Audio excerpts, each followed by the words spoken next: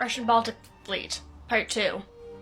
So, we've got an incompetent fleet in shitty warships trying desperately to avoid a minefield that does not exist.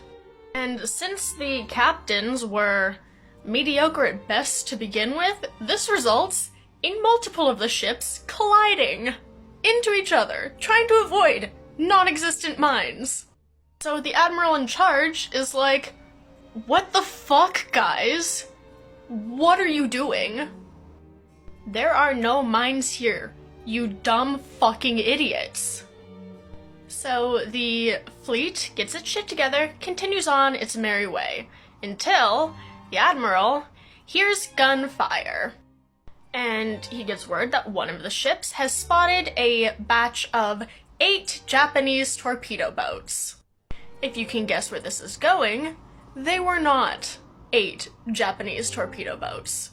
The boat that was firing, the Kamchatka, remember that name because she will come up again, was firing on a singular Russian fishing boat, which its crew had confused with 8 Japanese torpedo boats. If you were keeping count from last episode, we are now at 2 Japanese torpedo boat false alarms and 1 minefield false alarm. But luckily for this little Russian fishing boat, the crew of the Kamchatka was so incompetent that it missed every shot it took at this fishing boat. It missed all of them. It fired so much and did not hit it. This is a reoccurring theme as well. Once again, the Baltic Fleet continues on their merry way.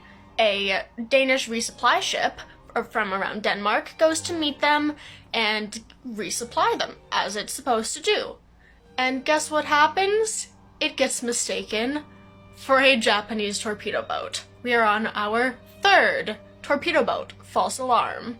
So they continue on their merry way again after this 3rd false alarm. They're out now past Sweden, Norway, Denmark, etc., out onto the sea. And then they see what else but 4 Japanese torpedo boats. So some of the ships engage these 4 Japanese torpedo boats in combat, which causes the rest of the ships to panic and start running into each other. But, as you may guess, these 4 Japanese torpedo boats were 4 British fishing boats, which almost started a war with Russia and Britain over mistaken identity. This is case number 4. Come back for part 3.